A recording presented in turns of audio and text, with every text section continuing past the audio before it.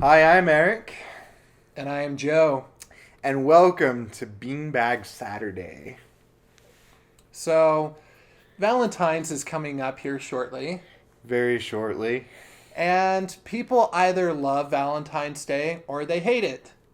Yeah, it's one of those things like It's like a delicate creature, like a little fawn. yeah, like a fawn. That's what I was thinking too. Or a little bunny. Yeah. Anyway, either you love bunnies or you hate them. But it's a delicate creature, Valentine's Day is. So if you've had a lot of bad relationships, you might just want to, I don't know, shatter a TV or I don't know.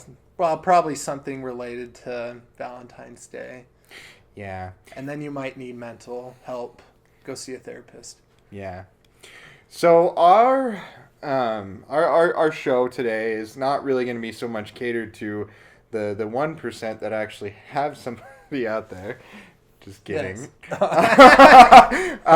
But like more to the people that hate Valentine's Day and that have had rotten luck so far for their Valentine's Day season. But we want to start things out on a positive note. And so, with that, word of the day. Now, the word of the day is enamor. Now, enamor means to have admiration for or a liking for. And so, if you're if you're enamored with someone, then you like that person, you find that person attractive, their personality, all that kind of stuff. I'm enamored with the word enamor. And Agreed. bunnies. Yeah, enamored with bunnies, Enamored with bunnies. especially in stew.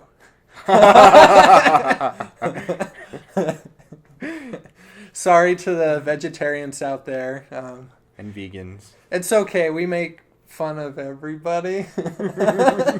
Including ourselves. Yeah, so it's not personal. Yeah. Like, if you want to be a vegan or vegetarian, that's totally fine. And speaking of making fun of ourselves, we've got a couple really good breakup stories here for you. Oh, yeah. To help you maybe, feel a little bit better about your breakup life. I mean, I realize that, our breakup stories may not be anywhere near as bad as some that you've had. But, it is pretty common to have some messing up and, especially when a pretty girl or handsome boy is around. So, but anyway, I'll go first. I'll share first. You do that, Eric. Okay, thank you, Joe. It's such an honor.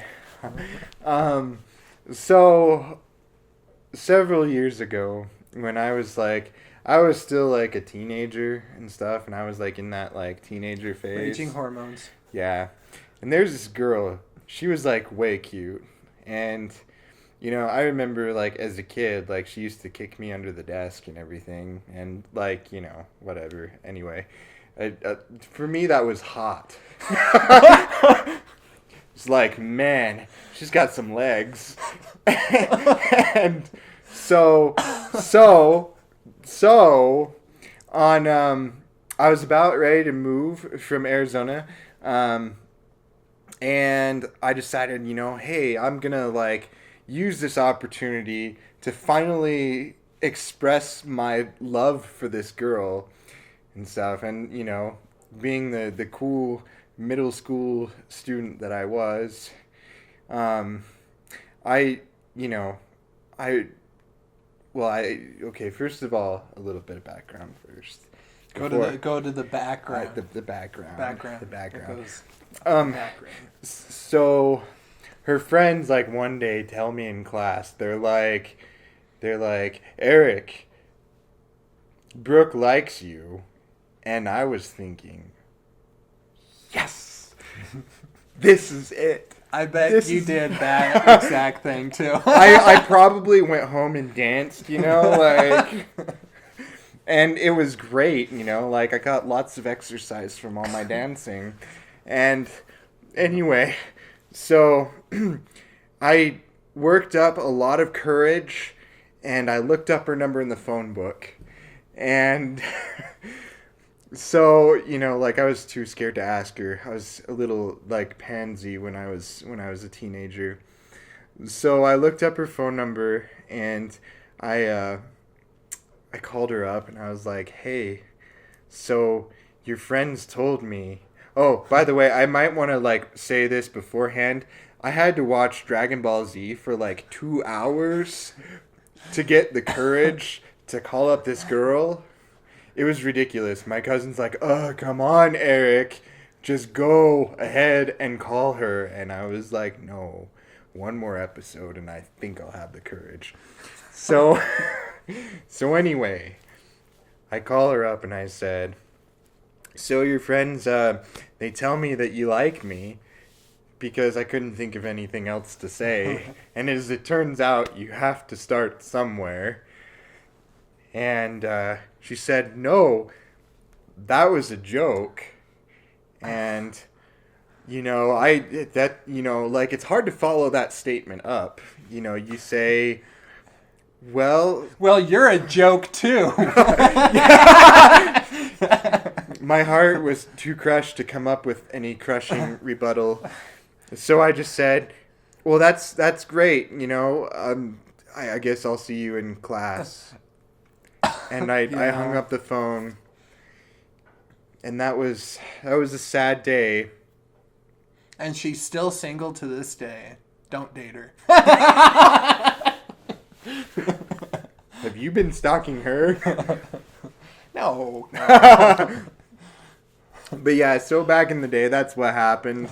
And I think it's pretty funny still. Yeah, I mean, we all have our hearts ripped out, even if we're not dating somebody. If you're interested in somebody and they're clearly not interested back and they're like, "Oh, I think of you as my brother," or, "You're a great guy." But But I just want us to be friends and not ruin our friendship. Mm-hmm. Or that's all they say. "Well, you're a great guy. Let's just keep it like that." Or they get older and more mature with their excuses like, "I need to focus on my career right now." Yeah. When I was, let's see. Yeah, I think I was 16 by this point. And like most guys, I just liked girls all over the place, girls here, girls there. Hey, there's a girl. And nothing has changed. True. I mean, I have become much more mature. Mm-hmm. In some ways. I have to be careful with my words. So, there's this girl I met through my brother-in-law. It was actually his niece I was interested in. And I met her when I was 15. She didn't live in the same area as me. She lived a couple hours away. But I found her really attractive and just funny. And so we happened to, at one point, me and some of my family went to my brother-in-law's parents' house for dinner. And his niece was there, and a bunch of my siblings were there, and her mom was there, the girl's mom was there. And so we're having this great dinner and everything. And then after the dinner, she's talking with her mom, and she says, I use the word "like" a lot, I've noticed. And I was trying to be funny because I like being funny. But back then, well, it still kind of gets me in trouble sometimes. Eric could say the same thing. Never.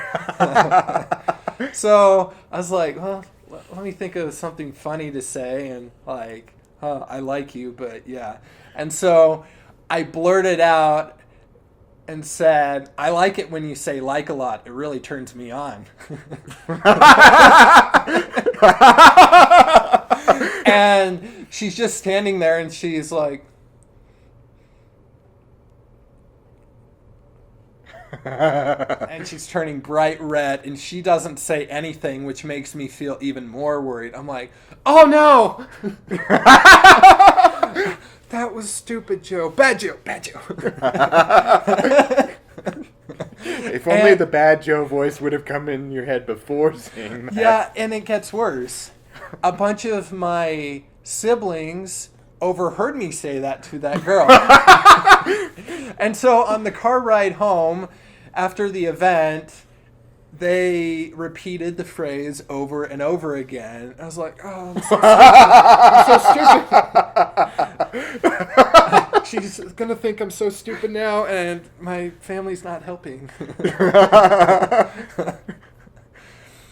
But, you know, our brains aren't fully developed when we're teenagers. We often act more impulsive, and we're not very good at decision making. So...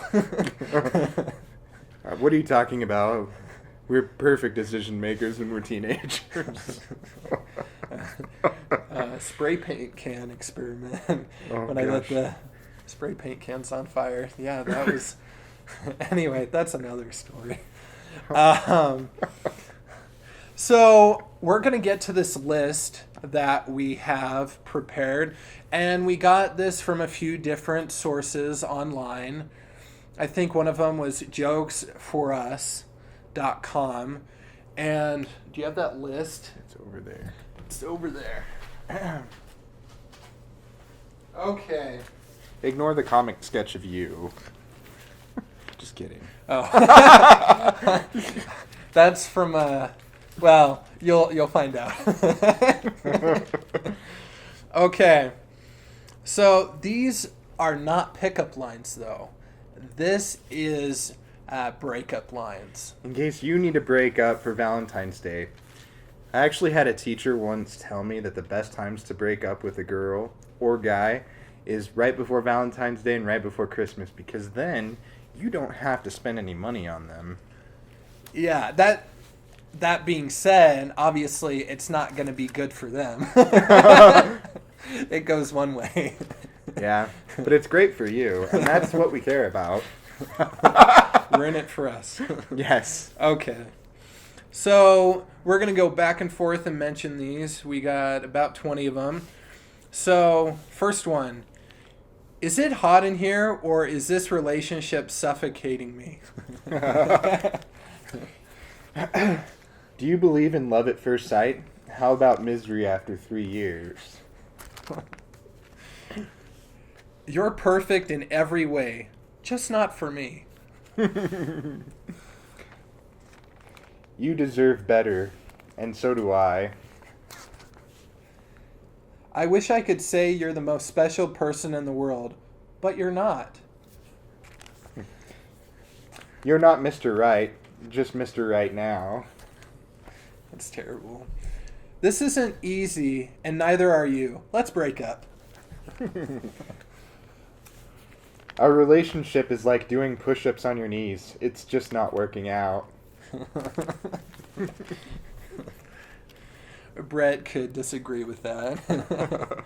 That's somebody we know. No, new. Okay. If it's meant to be, it's meant to be. And just to be clear, it isn't. There's something I've wanted to say since the first day we met. Goodbye. Well, I mean, there are those times where you like a girl and you start to get to know her and you're like, I don't feel good about this. And then, so there's some truth in it. Okay. You just don't know me too well, and that freaks me out. Oh, wait. You just know me too well, and that freaks me out. I read that wrong. It's okay. That would be creepy.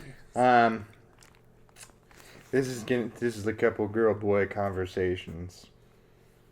Want to see a magic trick? Sure. Poof, you're single. Want to hear a joke? Sure, our relationship. Your ex is so attractive. Which one? Me. Bye. You're an investment with no return. Maybe the breakup will be good for you since you've never really experienced pain before.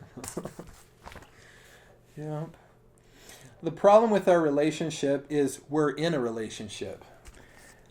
Sorry, I'm Catholic and I'm giving you up for Lent. The Lord is my shepherd. I shall not want you. Our breakup is due to religious differences. You think you're God and I don't. And that's all of them. All the ones we selected anyway. Yeah. A lot of them weren't really too good.